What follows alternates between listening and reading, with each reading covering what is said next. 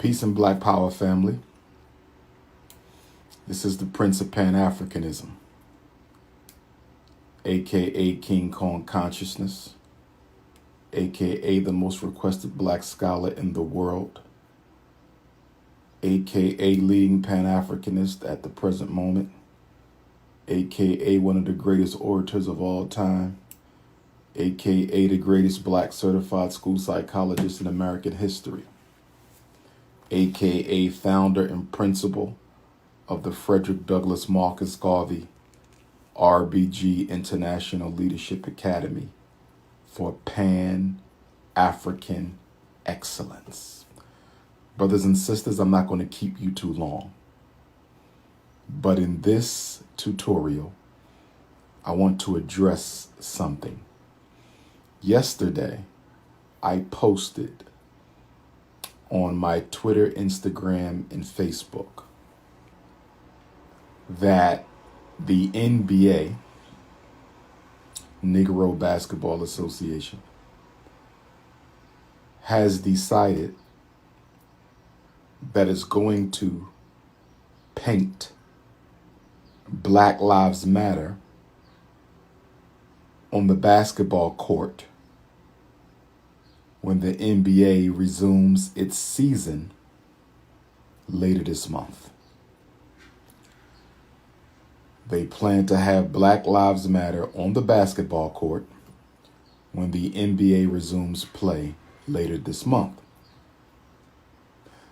They have also announced that they will allow NBA players to put social justice phrases on their basketball jerseys.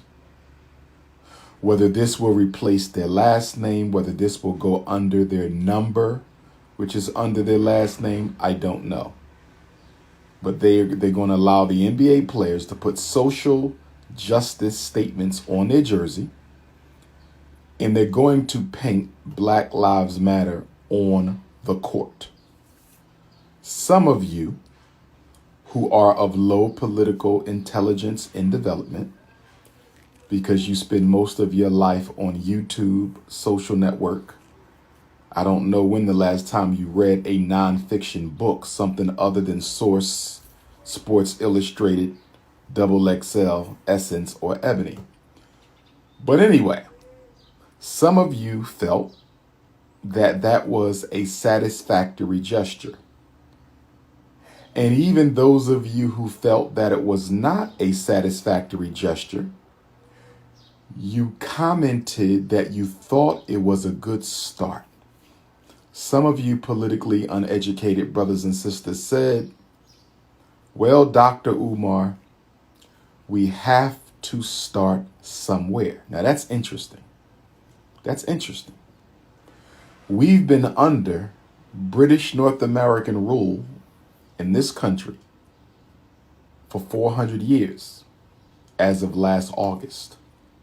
So this August, next month, will be 401 years. And after 401 years, 155 of which have been post-emancipation.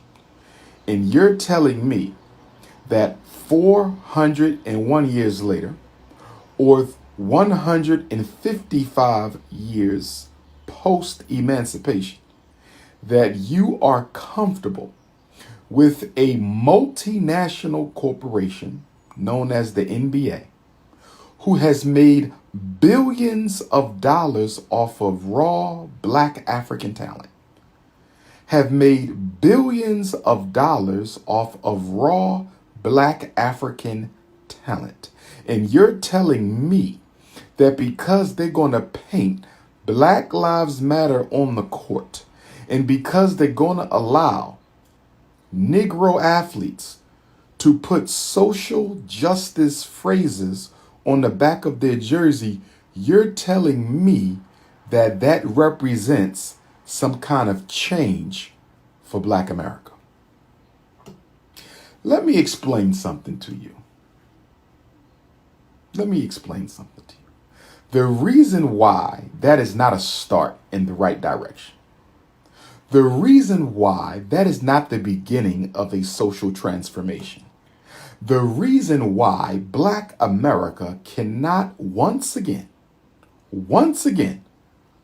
allow itself to be bamboozled and hoodwinked by this latest NBA gesture is because anyone who has studied political history, anyone with a little bit of common sense, anyone who has ever went shopping for anything in your life, and all of us have been shopping, loaf of bread, clothing, gas, toiletries, we have all been shopping. When you walk into a store to buy something and there's no price tag on the merchandise, you ask the merchant, how much does this pair of sneakers cost? At that moment, the merchant can decide to be honest, or the merchant can decide to hustle you. Now you're looking at a pair of flip-flops that only costs $5. But the merchant wants to see how much of a sucker you are. The merchant wants to see how much of a sucker you are. So instead of telling you that the flip-flops only cost $5, the merchant tells you that the flip-flops cost $50. Now, at that moment that the merchant has offered you an exchange rate for those flip-flops, at the moment that the sales pitch was made, you have a decision to make. You have a split-second decision to make. Are you going to allow yourself to get hustled for the $50? Or are you going to try to talk the merchant into a better deal because he's getting over? The flip-flops don't cost $50. They're only worth $5. But the merchant needs to test your savvy. The merchant needs to test your intelligence. The merchant is trying to see if he can get over on your silly, goofy, coon ass. So if you say, I'll pay $50 for the flip-flops, the merchant says to himself, what a sucker I got. They didn't bother to check the price. They could have Googled the brand and saw what they were really worth. They didn't try to talk me down.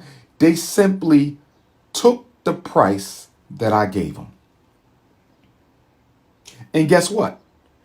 After you accept the $50 price tag, after you accept the $50 price tag, you cannot come back later. You cannot come back later and say to the merchant, you overcharged me. I found out that these flip-flops are only worth $5. You owe me $45. And the merchant says, I don't owe you anything. And you say, well, why not? You overcharged me by $45 for these flip-flops. And guess what the merchant is going to say?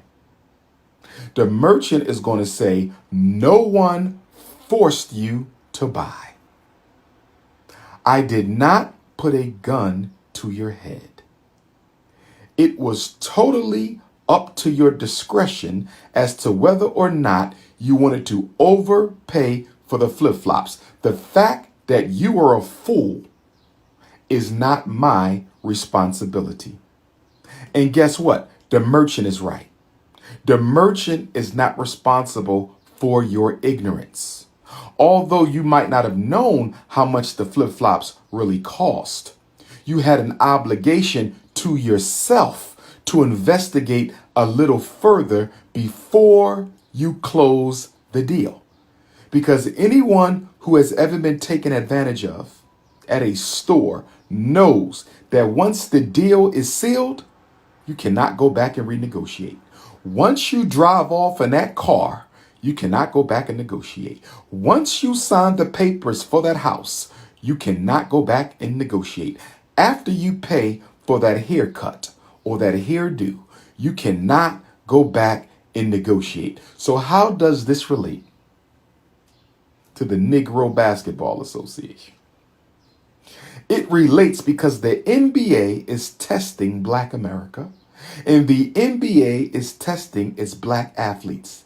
The NBA is trying to see if they can pay the lowest price possible to satisfy the Negro appetite for justice. Let me say it again. The NBA is trying to see if they can pay the lowest price possible to appease the Negro appetite for justice. And guess what? If we accept the offering price that the NBA is giving us, if we accept their offer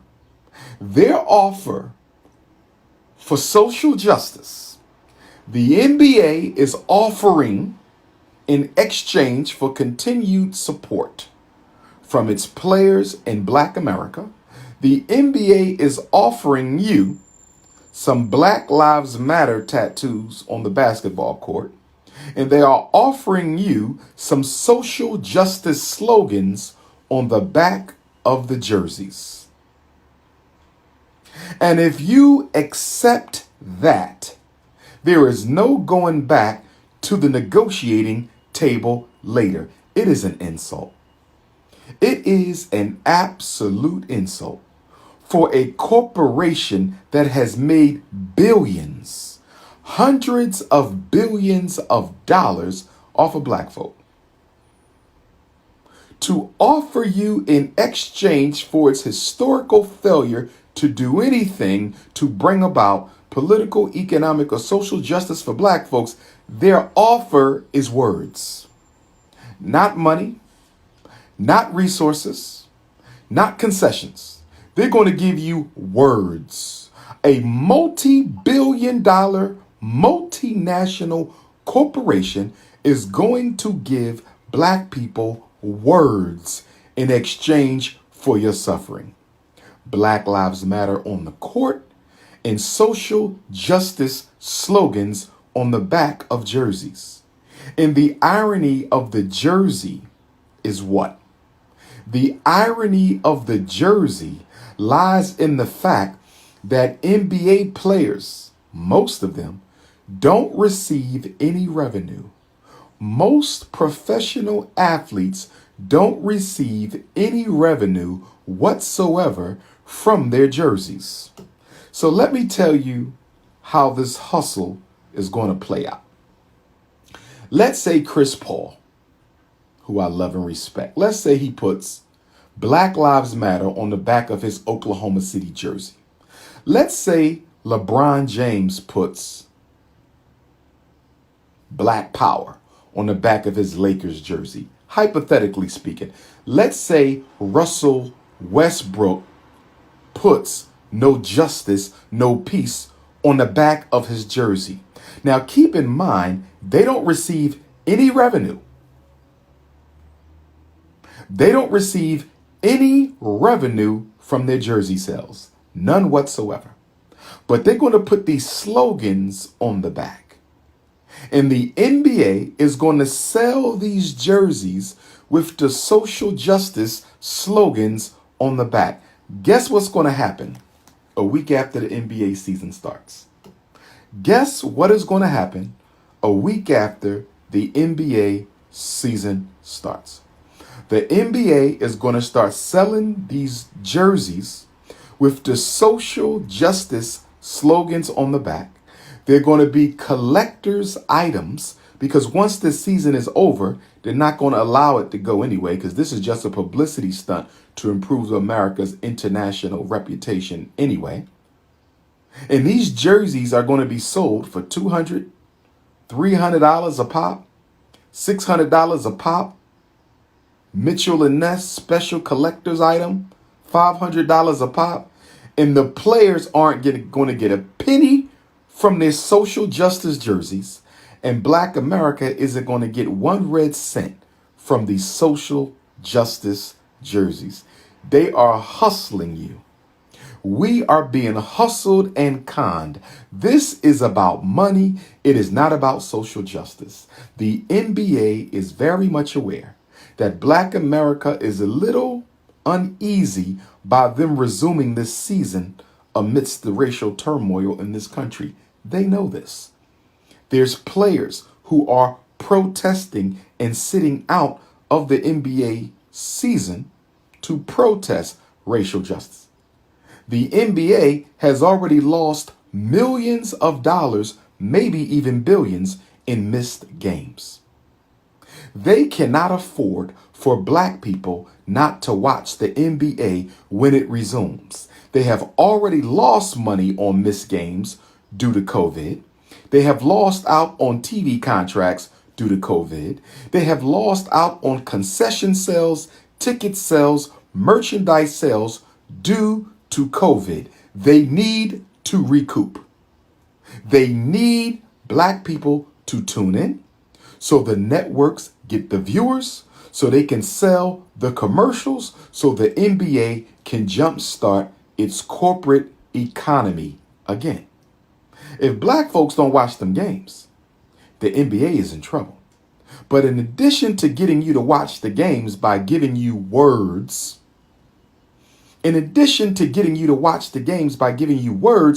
they're going to sell you those jerseys that your favorite NBA superstar is going to wear with their favorite social justice slogan on the back.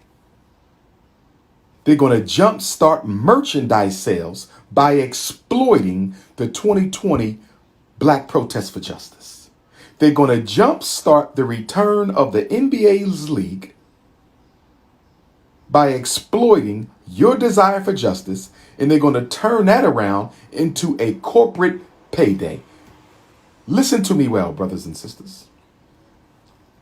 Listen to me well. Listen to me well. The reason why some of you have an issue with my doctrine, the reason why some of you have a very big problem with revolutionary Pan-African nationalists is because we don't allow you to scapegoat a white hustle into evidence of Black progress. I will not allow you to scapegoat a white corporate hustle into an excuse and a justification for you to do nothing because you don't want to do nothing.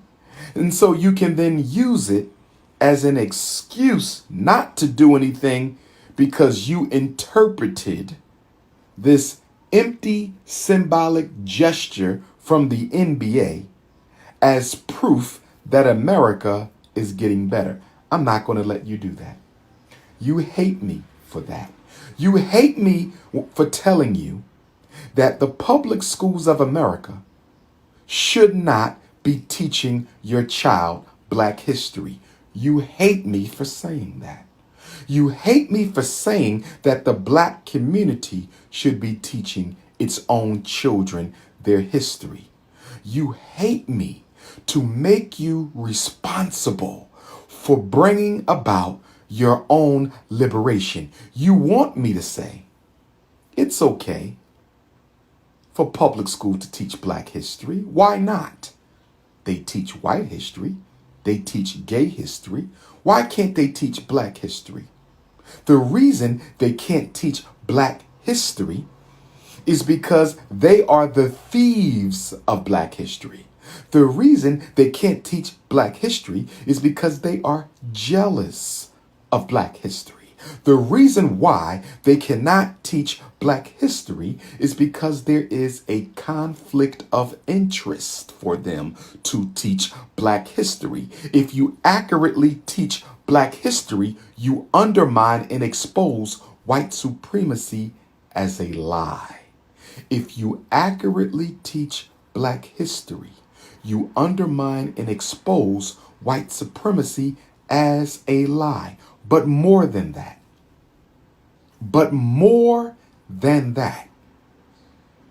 we have Hotep scholars all over YouTube, formally trained, self-trained Hotepians all over YouTube. You got formally trained scholars in every university in America, black and white. Some who claim they love black history and love black people. Why can't these Hotepians and other black scholars, why can't they volunteer to teach black history for free inside of the black churches and community centers in our neighborhood after school or during the weekend? After all, churches are only open 2 or 3 days a week. One day for Bible study, one day for church, one day for choir, and maybe a fourth day for chicken wing sales. So you got one day for church, one day for choir, one day for Bible study, and one day for chicken wing and Kool-Aid sales. So there's 3 other days that the church is closed. Why can't the church that takes so much of black people's money and gives them nothing in return for it except hope in a heaven after they die, why can't the church open up on the days they have nothing else going on and the Hotepians come in and teach black history? Why are we forcing white women to teach black kids who they are? Someone sent me a petition the other day, and they asked the Prince of Pan-Africanism to sign this petition to get black history taught in the schools. I refuse to sign the petition. I am not going to work against the petition. I am not going to oppose the petition. I am not going to hate on the petition, but I'm not going to sign it because as a Pan-Africanist who believes in self-determination, I believe it is a mistake to get the oppressors of black people to teach our children who they are. That is our responsibility. That is our responsibility. You have all these African-centered PhDs, all these Africana PhDs, all these Hotepians on YouTube, and you mean to tell me what all these people who claim to know who they are, all these woke Negroes, but we want to get white women to teach black children who they are. You can miss me with that nonsense. You can miss me with that nonsense. I agree. I agree. There are some things that we must fight the system to do. There are some things we must fight the system to do. There's only one criminal justice system in America, so we have to fight for improvements in the criminal justice system. There's only one political system in America, so we have to fight for justice and improvements in the political system. But guess what? The U.S. government gives you the prerogative to create your own educational system. The United States government gives you the prerogative to create your own educational system. So why does a $2 trillion people, why does a $2 trillion people need white women to teach their children who they are? Stop trying to get white people to do everything for you because you are making the argument that slavery was better than freedom. If you are going to become free to go right back to the person who you fought to obtain your freedom and then beg them to do everything for you, what was the purpose of fighting for your emancipation in the first place? If you are going to tell someone that they don't have a right to control your life, in the minute they give you a right to control your life, and you run right back to the person who used to control your life and ask them to retake control of your life, then you are begging to be placed back into slavery. That is absolutely insane. That is absolutely insane. It's like family court. It's like family court. The courts used to sell off black people. The courts used to legislate the punishments for black people. The whippings, the beatings, the castrations, the iron brandings, all of the punishments we received as Africans under slavery was enforced through the courts. The courts upheld and approved and sanctioned those punishments. And the minute you get free from the courts, you want to run back with your baby daddy, you want to run back with your baby mom, and you want to beg the white judge.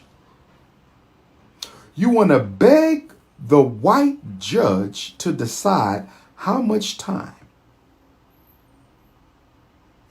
your baby daddy can see his child, or how much time, how much money the baby mom going to get from the daddy. What in the hell are we running back to white folks for after we fought so hard to get out from under them?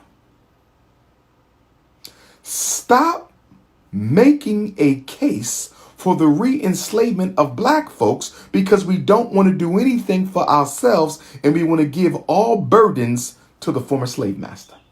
You want him to teach your kids. You want him to create your jobs. You want him to run your family? Why do you want the white man to run your family? This doesn't make any sense to me. This doesn't make any sense to me. Brothers and sisters, we are a $2 trillion people. We are a $2 trillion people. Your problem ain't money, reparations people. And I support reparations. Marcus Garvey is the father of modern reparations. I support it. But stop acting like we can't do anything for ourselves until we get some money from the government. There you go again. I need the slave master to give me an economic stimulus package for my liberation. I need the slave master to give me an economic stimulus package for my liberation. Now, I don't want to talk about the $2 million on Air Jordans. I don't want to talk about that. I don't want to talk about that.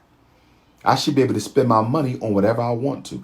I don't want to talk about the $20 billion on weaves, perms, and skin lightener. I don't want to talk about that. I have a right. I have a right for perms, weaves, and skin bleach. I have a right. That's my money. I work for that. I don't want to talk about the fact that black people bought twice the amount of Mercedes Benzes as white people did last year, but we don't even have 1/3 of white America's wealth. I don't want to talk about that. My ancestors fought for me to be able to buy a Mercedes Benz. My ancestors died so I can buy a Mercedes. My ancestors died for me to drive a BMW. They died for my Cadillac truck. Who are you, Dr. Umar, to tell me I can't use my hard-earned money to buy a Cadillac truck? My ancestors died for me to have a right to choose what I want to drive.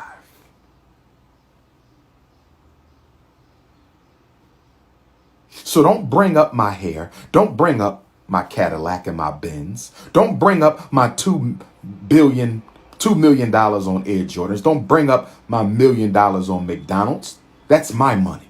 I don't want to talk about that. I want to talk about what the government owes my ancestors. I don't want to talk about my money. I want to talk about what the government owes my ancestors for unpaid labor. So let me understand this, my Negro friends.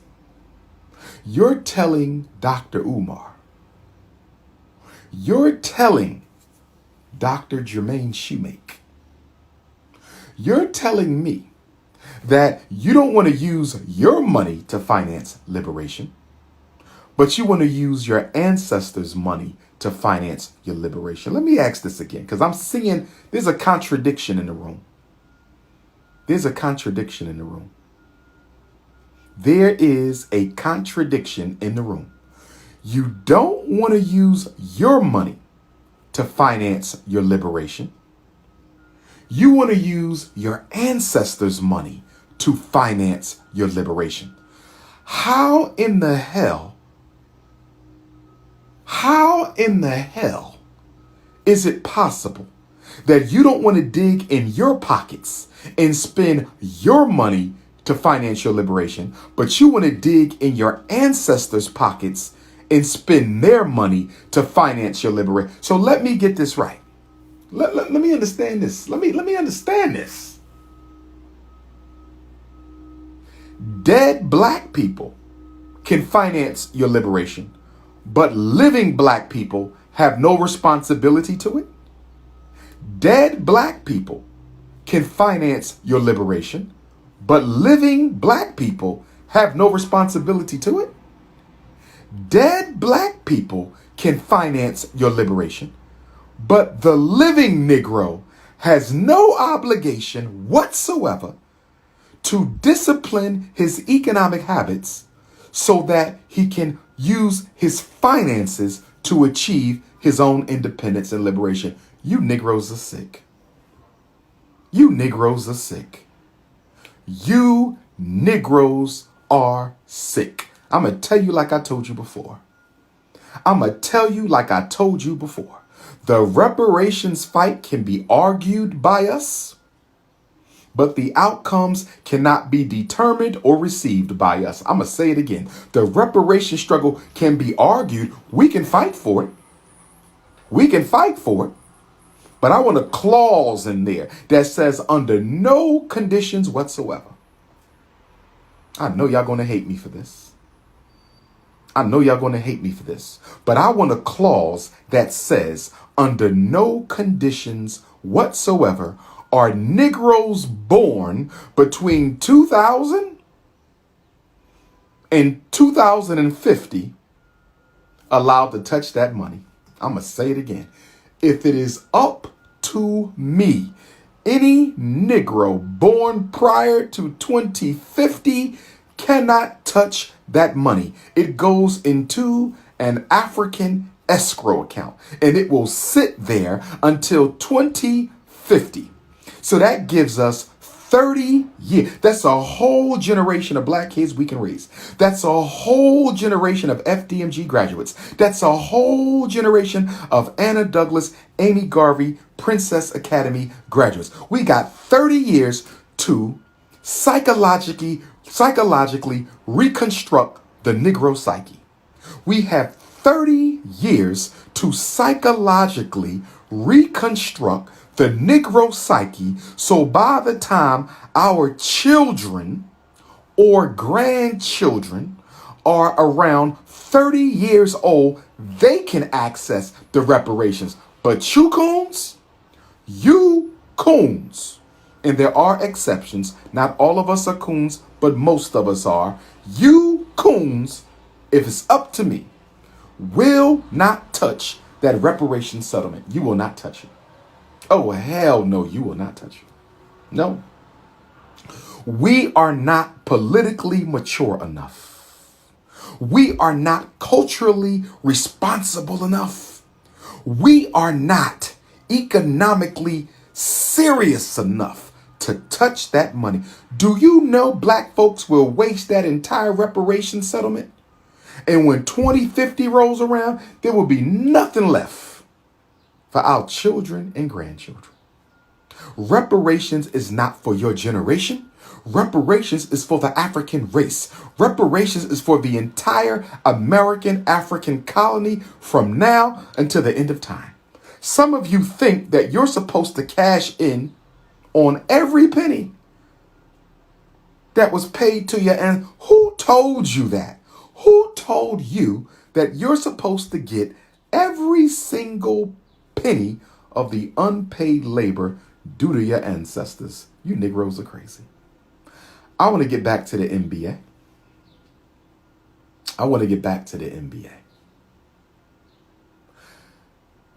Let me speak about Black Lives Matter, not the organization, but the slogan, Black Lives Matter.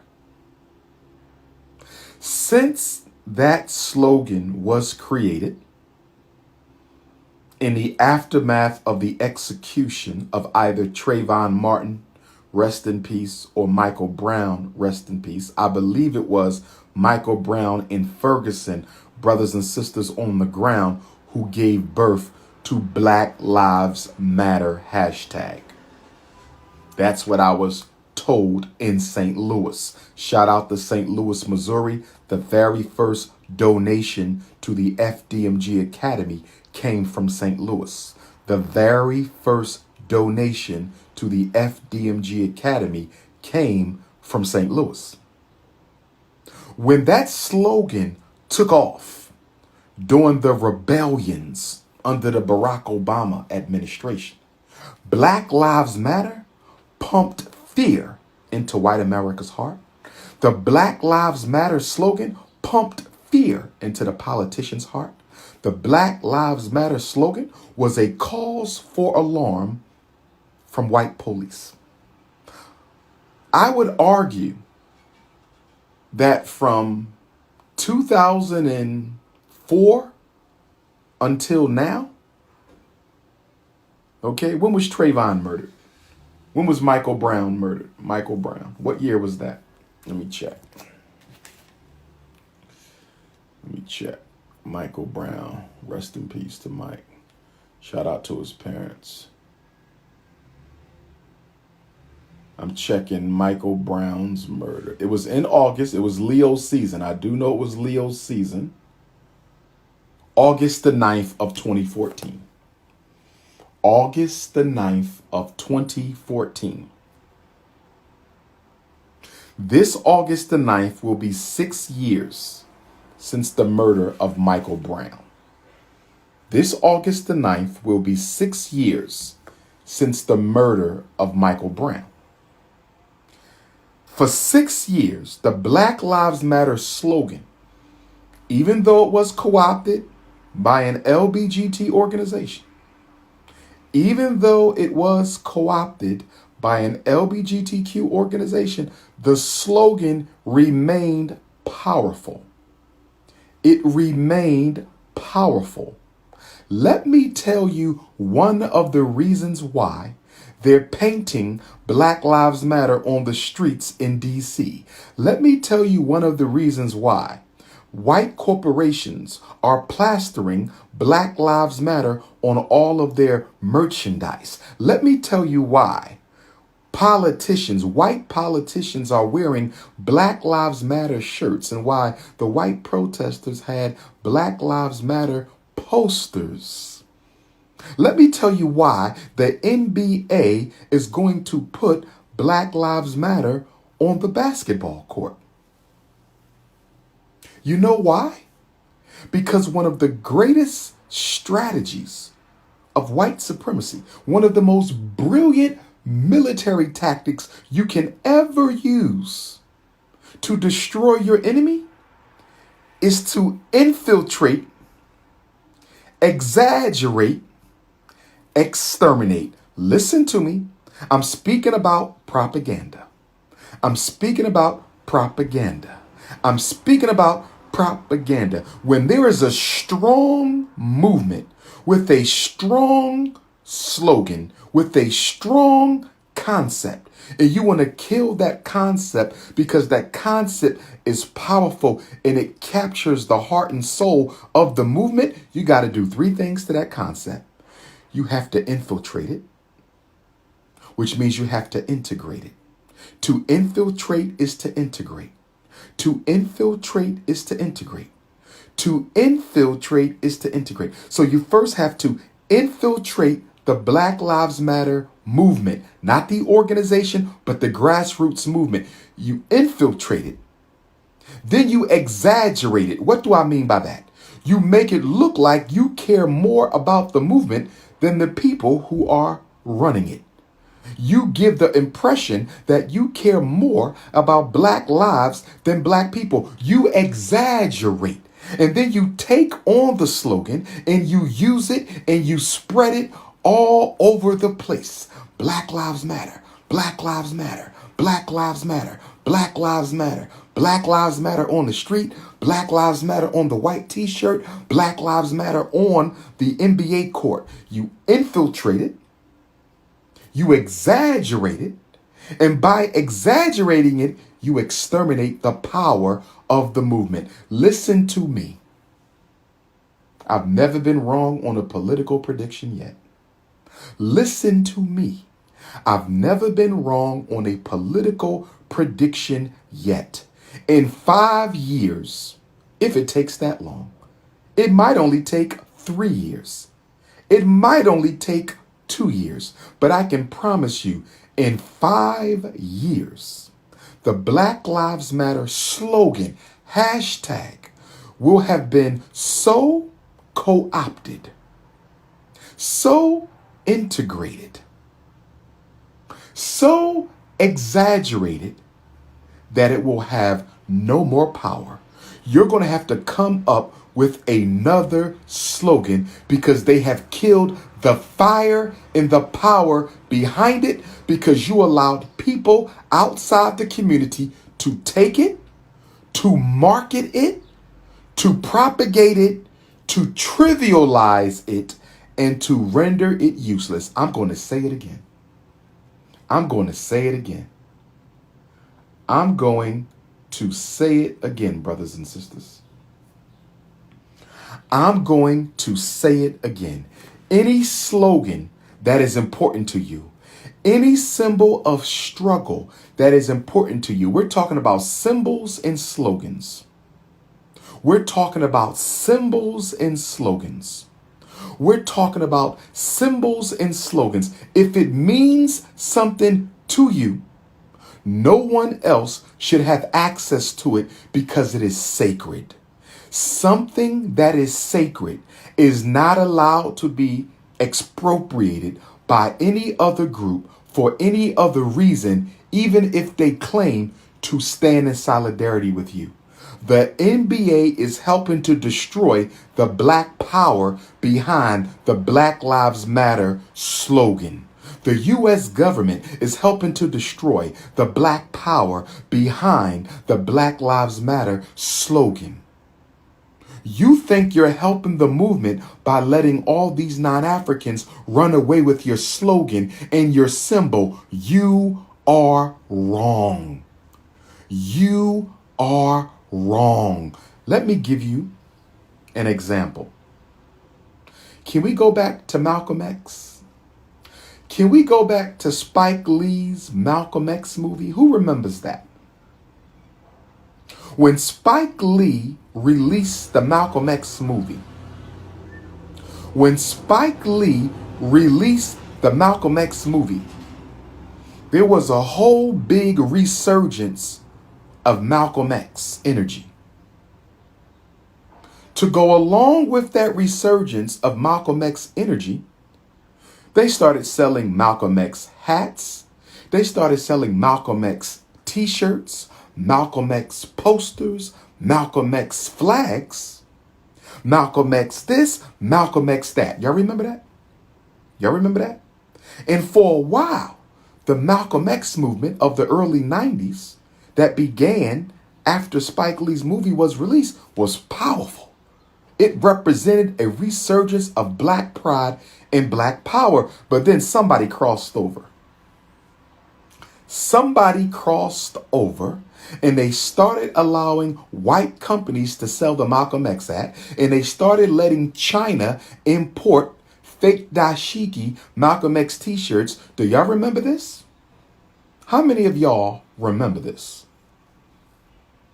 And before you know it, Malcolm X was being sold in the Chinese store, and Malcolm X was being sold in the poppy shop, and Malcolm X was all on Canal Street in New York. And what they did was they infiltrated it, they exaggerated it, and then they exterminated. The Malcolm X movement lost its power because we allowed it to be co-opted for white corporate benefit.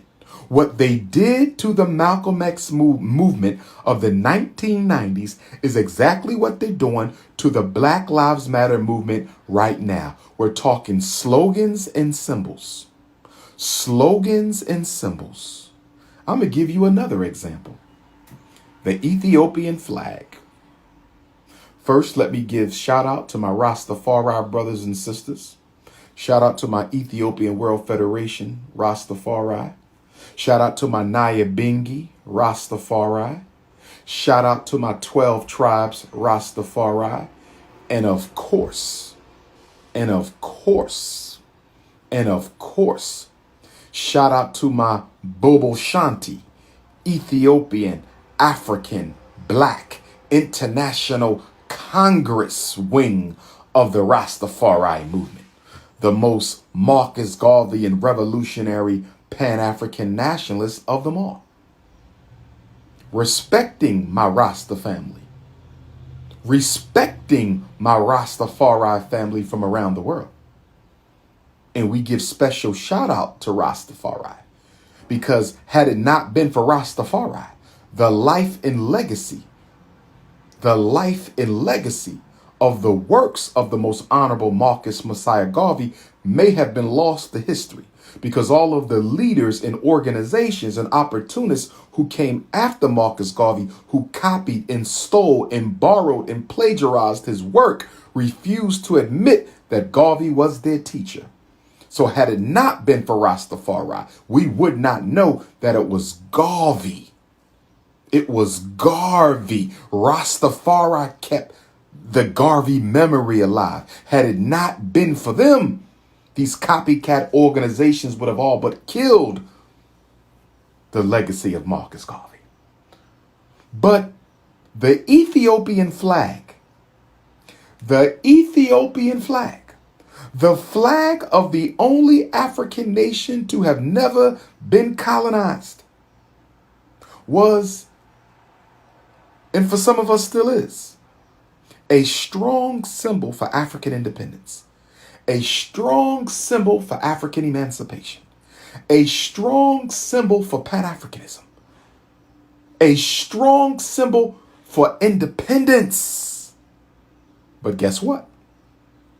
In the 1990s, some of our Jamaican culture shops, I'm not going to put this on Rastafari, although some Rastafari may be guilty. I'm not going to put this on Rastafari, but some Rastafari may be guilty. They started allowing white folk to buy and wear the Ethiopian flag.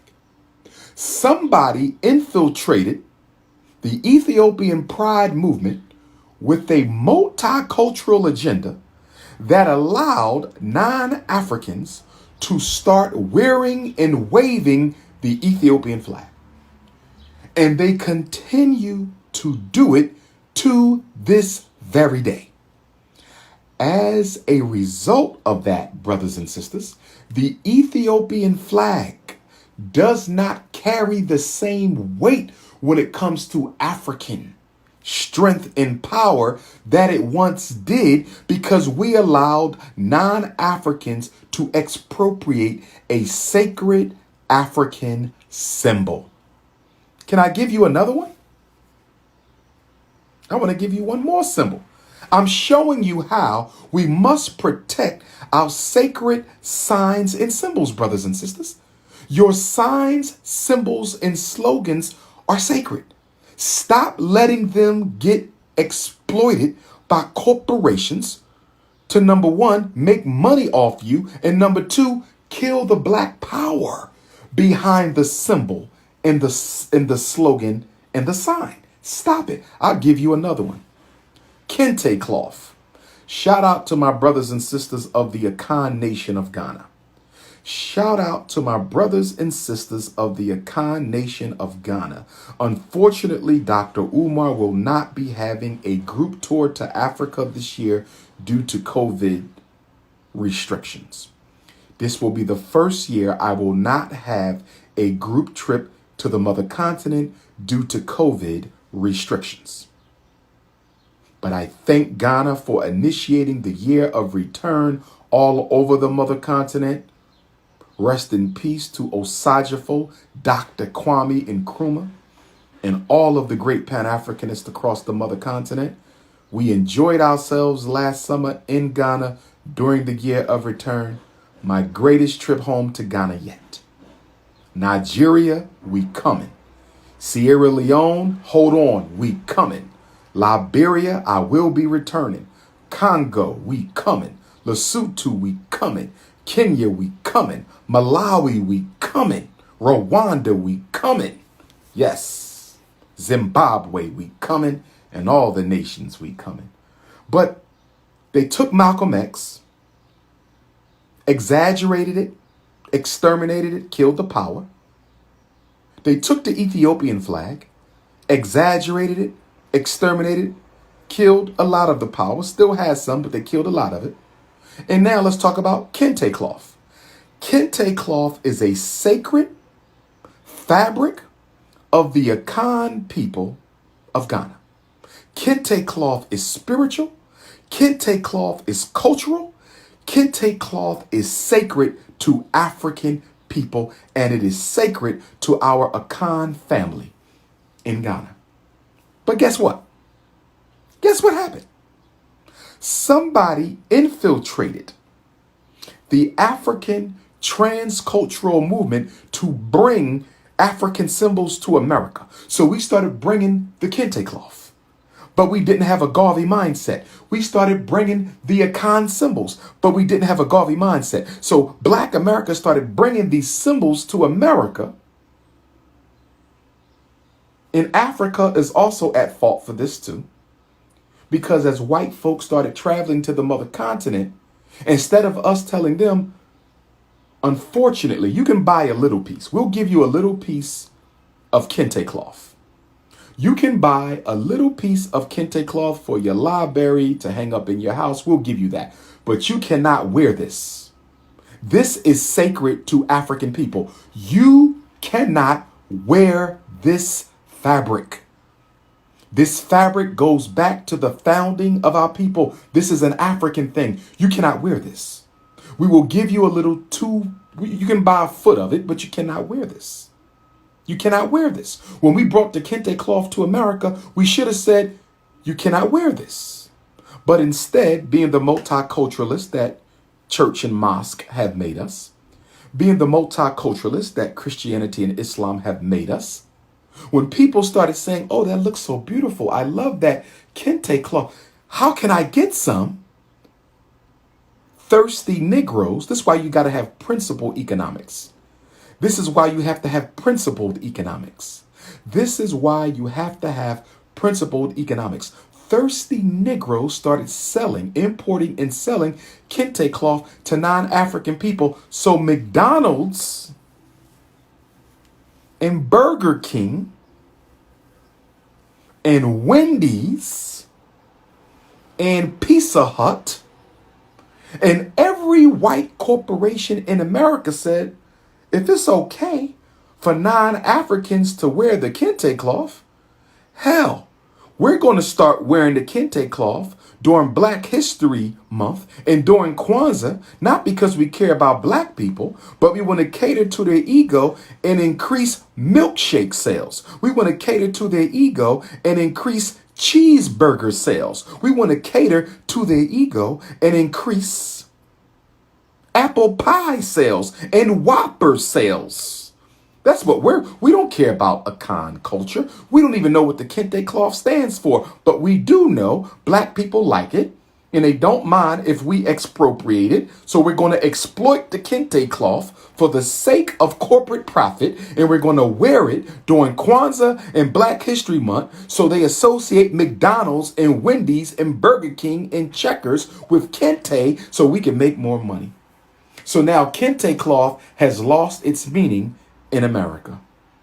Kente cloth has lost its meaning in America, just like the Ethiopian flag has lost its power and the Malcolm X movement has lost its power. And guess what's next? What is the next symbol to die? What is the next slogan to die? Black Lives Matter is next up on the lynching tree. Black Lives Matter, the slogan, the symbol, is next up on the lynching tree because you Negroes are so multicultural that you don't know how to keep stuff to yourself. Now, let me go back to the NBA. I want you to understand, and overstand me. I want you to understand, and overstand me. I want you to understand, and overstand me. Now, getting back to the NBA. For those of you who said painting Black Lives Matter for a multi-billion-dollar corporation is a start. I've already told you earlier, when you get hustled, that's not the beginning, that's the end. When you get hustled out of a card game, that's not the beginning, that's the end. When you get hustled at the lottery or at the casino, that's not the beginning, that's the end. When you buy something and overpay for it, that's not the beginning of the negotiation, that's the end. You should not be letting the NBA use the Black Lives Matter slogan at all. Once they put that on the court, Black Lives Matter is no longer sacred to black people. It is an American corporate symbol. The takeover is coming the first night of the NBA season. Once Black Lives Matter gets painted on that court, it is no longer a sacred black symbol or sign. It is now an American corporate commodity. Congratulations, you coons. Congratulations, you coons. Congratulations, you coons. If the NBA cares about black folks, if the NBA cares about black people, how about they hire more black coaches? How about